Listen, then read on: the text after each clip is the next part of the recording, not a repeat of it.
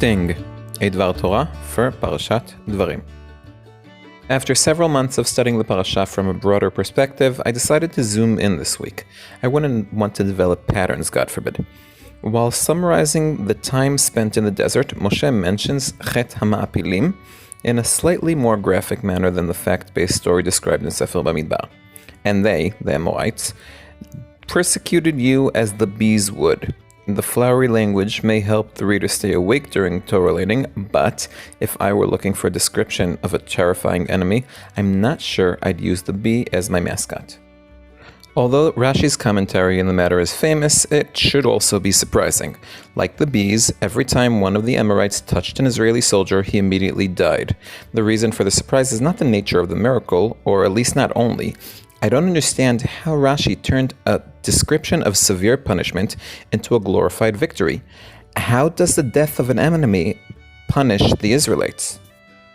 Before returning to this question, I'd like to note that several other commentators explain similarly. Rabbi Yosef Bechol Shor teaches that the Emorites harassed them but didn't kill them. According to the Baal HaKtava Kabbalah, they didn't even touch them, they made a lot of noise and that was enough. What these commentaries have in common is that they reduce the damage done to the Israelites, but the question we asked upon encountering Rashi's interpretation remains: why reduce the punishment in verses that convey the opposite message? This is why the following group of commentaries seems more intuitive at first glance. Ibn Ezra teaches that bees fiercely defend their home, and the Rosh says that the bee-like characteristic is that they don't come alone. Just like when one bee attacks, it brings a whole hive or swarm, so then the Emorites felt threatened. They gathered all their friends from among the Canaanite nations to attack Bnei Israel. As opposed to Rashi, these commentators chose to highlight the features that make the bees a formidable enemy. Do these qualities warrant comparing the enemy to a bee over a lion, eagle, or dragon?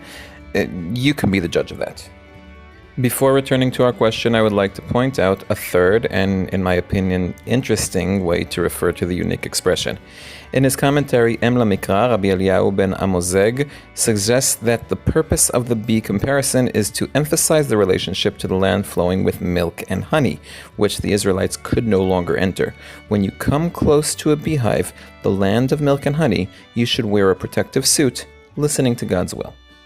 And back to our question. Rabbi Chizkiah bar Manoach suggests adopting Rashi's commentary, but claims that it did not help the people of Israel. Although the Emorites died as soon as they touched the Israelites, this did not prevent them from defeating them in war. According to this interpretation, it can be explained that the commentators who diminished the enemy soldiers diminished the Israelites who lost to them even more.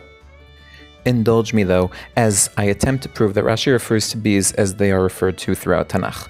The bee appears in Tanakh as an animal, not a woman's name, only 3 more times. The first time is when Shimshon overcomes the lion and the bees build a beehive in its corpse. Out of the eater came forth food. Me'achel yatsa ma'achal. Even the insignificant bees can defeat the fierce lion once it's dead. The second time is in Yeshayahu Perek Zayin, a chapter showing how all the seemingly huge threats around us are as nothing before God, where the Assyrian army is compared to fearsome bees. This becomes inconsequential because Hashem will whistle at them and utterly embarrass them. This third time is in Tehillim Kuf Yud Chet. All the heathens swarm me like bees. Kol goyim sevavuni kidvorim. I, however, will overcome them in the name of Hashem. B'Shem Hashem ki amilam. Another example of bee fragility and futility. In my opinion, the Tanakh uses bees to give the impression that whatever is before us looks more threatening than it actually is. So after today, I plan on changing my mascot to something more fearsome like a cucumber. How about you?